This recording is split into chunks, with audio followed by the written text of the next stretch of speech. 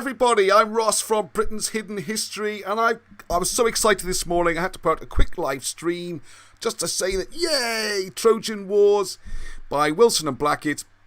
The first proof copy is back from the printers. It looks fantastic, very happy with it.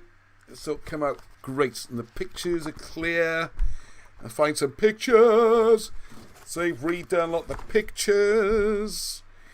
Diagrams, my index, which I'm very proud of. There's about 7 pages of index. Look at that, loads and loads and loads of entries there.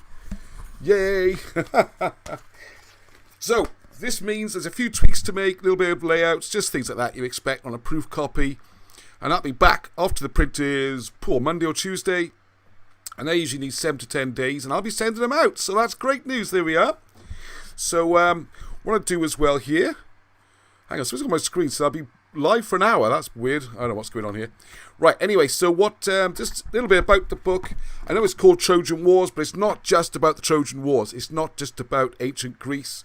It's fantastic. I was just having a little browse through again this morning. There's a list here of all the old Welsh British kings right back to 500 BC, or well, actually 650 BC. But the ones we're interested in are 500 BC onwards. Explains who introduced corn into Britain, who introduced laws, where they first set up, which ties in, funny enough, where I'm going to be. I have to go soon. Midday, we're meeting Cwmavon, because we're going to go up the landward side up to Mynyddinas, which is part of this fortress Glamorgan, where all the different high points have got forts on, which block invasion from sea or by land. And we think Mynyddinas might be one of the first parts of that, because you can see where they could have landed from the Severn. And anyways, all that's sort of in here. And then there's other goodies, like you can see there. You might recognise those. Couple of pictures from Sutton Hoo, and stuff from Alan Hassel and Alan Wilson, of course, and Blackett, explaining how Sutton Hoo was British, not Saxon. Well, you don't know for certain, do you? But put it this way, everything in there seems British, and nothing in there actually seems to be Saxon. The more you dig into it. And I've been having a few discussions with archaeologists and stuff, and they have to back down in the end, because none of it actually backs up. So all that's in here. I've got my own editions, and there'll be a new book coming out on that soon, I hope. What else we got in here then? Oh yeah, Colburn. A lot of people have been asking about the Colburn language. That's in here, diagrams, how it works. You can get the basics from here, I think. It's another one of those Wilson and Blackett books. You can see in here how they do it, all right? What I hope to do at some point is produce a book showing how you could do it. That's the only difference. But this is the core of the information. Then we got stuff like the Frank's casket, which you might have heard about, which I always thought is because the Franks had it, you know, the French or the Germans, whatever. No, there's a bloke called Frank, or Franks, found it. But anyway, you go through it, and why it seems why it to be British. So I have to go through all this British history. There's stuff like the true story of William Wallace, and how he was Wallish is Welsh. They say, I always cheers up the Scots when you tell them that. Their great hero is actually called William Welshman. Oh, yeah, then there's a little bonus. We got how the hieroglyphics are read, if you haven't already looked at that.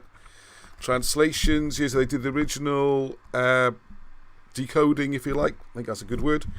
Decoding, all that kind of thing. What else we got on there? Yes, you got all about how much is in here? This is like 5 books in one. What else we got there? Then finally, I think we're on page 300. We actually start getting to the Trojan Wars themselves, and it works out who all the different houses are. I know Vince will be doing work on this. You'll find it interesting. I know he's got a copy, but I've laid out a bit easier in here because there's some big chunks of the book were duplicated, so I've removed those. That's the only real editing. Everything that was in the original book is still in here. Nothing's been taken out, unless only duplications have been removed. I want to make that very clear. All temptation to edit or correct grammar, all that kind of thing. No, it's the original pugnacious Wilson and Blackett style. There are some more pictures of the Frank's casket, which shows ancient, Mesopotamian scenes and Bible scenes. Nothing to do with the Norse and all that. Load of nonsense, and you can read all about it. And I've just laid out things a little bit better. Like on that page, you can see tables are clearer. Things like that. Kept the original drawings, though, of maps and things. Then we got to the Trojan War, who everyone was. I'll probably do a full review at some point. Tables, family trees, you can see who was Nebuchadnezzar, who was Tutankhamun, who was in the Trojan War, who was Menelaus. They're not who you think they are, well, unless you read Wilson and Blackett's stuff. And then, of course, the index, you can go and look it all up. So we just mentioned Tutankhamun. I'm doing this live. Oh, this is the way to... This is not the way to proofread a book. Live, without your glasses, with people watching. And I gotta find... Oh, I do need my glasses here. And it's terrible. Yeah, Tutankhamun. So there's all the page references. So you can see them all there. And you can think, oh, I'm interested in Tutankhamun. Oh, family tree. It says family tree in brackets. I haven't rehearsed this. It says 329. Oh, my goodness. Please, please, please. Could be embarrassing. 3. Come on. Gee, you know this book inside out now, Rossi B. And here we are, 329. So there's his family tree. Phew! Thank goodness for that. So you can see who his family was and who he was. How it all ties in with the Trojan War. Anyway, it's brilliant. I'll put this on the front cover as well, because I think the book has been undersold before. It's fractured history. No one understood it. So the subheading, Authentic British History and the Attempts to Smear and Hide It. Yeah, I should remember that. I wrote that bit. There we go. Alright, so hope you like it. It's on sale now on the Cymroglyphics website.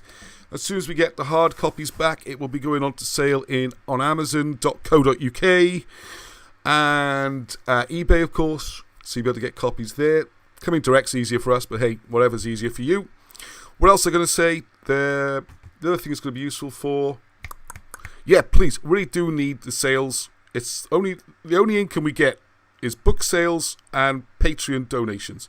So if you could sign up and put a couple of £1 a month, say £3 a month, it's not even £1 a week, just to help all this happen and get these books out, all the new research. And there's loads more books. There's 4 more already written on their way. All right? They'll be out in the next few months. So apart from books and donations, that's all that keeps this going. So please help on that front. And if you've already got a copy order another one for a friend. Perfect Christmas presents. All right, so I hope you enjoyed that. I'm very excited. I'm looking at the weather. It's grey. Looks like another Welsh flag day, which is a bit... because it's glorious sunshine forecast. Hey, what can you do? At least it won't be too hot.